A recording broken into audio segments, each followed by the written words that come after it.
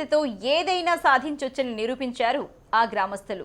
పెద్ద నోట్ల రద్దుతో వచ్చిన ఆర్థిక సమస్యల పరిష్కారానికి సమిష్టిగా కృషి చేశారు. నగదు రహిత లావాదేవీలు జరిపి దేశంలోనే 2వ స్థానంలో నిలిచారు. దీంతో తెలంగాణ రాష్ట్రం మొత్తం ఇప్పుడు ఆ గ్రామం వైపే చూస్తోంది.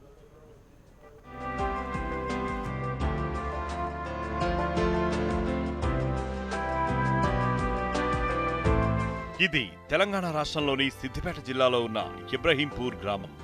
నగదు రహిత లావాదేవీల్లో ఈ గ్రామం దేశంలోనే 2వ స్థానంలో నిలిచింది. సీఎం కేసీఆర్ రాష్ట్రంలో నగదు రహిత లావాదేవీలు జరిగేలా చూడాలని ఆదేశించడంతో మంత్రి హరీష్ రావు తన దత్తత గ్రామమైన ఇబ్రహీంపూర్ను ఎంచుకున్నారు. దీంతో ఆ గ్రామంలో సభలు సమావేశాలు నిర్వహించి ప్రజలకు అవగాహన కల్పించారు. అన్ని గ్రామాల కంటే మొదలు మన గ్రామానికి వచ్చి ఇంటింటికి కార్డు ఇచ్చి ట్రైనింగ్ ఇచ్చి ఈ ఊర్లో ప్రతి 18 ఏళ్ళు దాటిన యువతులకు మీరు కార్డు ఇచ్చి ఒక క్యాష్లెస్ గ్రామంగా ఇబ్రాహీంపూర్ గ్రామాన్ని చేసినందుకు మీకు ధన్యవాదాలు. రాబోయే 2-3 రోజులు, ఇంకో వారం రోజుల పాటు ఇక్కడనే ఒక టీంని పెట్టారు. మీకు ఒక బ్యాంకు మిత్రాన్ని పెట్టి మీకు అలవాటు అయ్యేదాకా, నేర్చుకునేదాకా ప్రతిరోజు కూడా మీకు నేర్పిస్తారు. ఒక మనిషిని పెట్టి మీ అందరికీ నేర్పించి అలవాటు అయ్యేదాకా కూడా చేస్తాం. కూడా బాగుంటుంది. మరి మీ అందరి సహకారం ఉండాలని కోరుతున్నాం. గ్రామంలోని వివిధ వర్గాలతో, అన్ని శాఖల అధికారులతో బ్యాంకు అధికారులు శిక్షణ నిర్వహించారు. ఒకే రోజులో గ్రామంలో 18 ఏళ్లు నిండిన వారికి బ్యాంకు ఖాతాలు తెరిచి రూపాయ కార్డులు అందించారు. గ్రామంలో ప్రజలంతా నగదు రహిత లావాదేవీలు జరిగేలా పంచాయతీ కార్యాలయం, గ్రామ సమైక్య రేషన్ షాపుల వద్ద మైక్రో ఏటీఎంలను అధికారులు ఏర్పాటు చేశారు. దీంతో 100% నగదు రహిత లావాదేవీలు జరిపి చరిత్ర సృష్టించారు గ్రామస్తులు.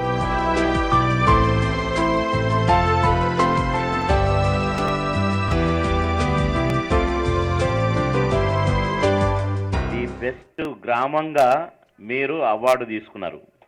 ఏం జరిగిందబ్బా ఇబ్రహీంపూర్లో బెస్ట్ గ్రామము అని చూస్తే ప్రతి ఇంటి ముందు చెట్లు, పూల చెట్లు రకరకాలుగా కనిపించాయనుకోండి. మిమ్మల్ని అందరిని అభినందిస్తూ మీకు మీరే సాటి. ఇబ్రహీంపూర్ అంటే మీ ప్రత్యేకత మీదే అని మీరే నిరూపించుకున్నారు.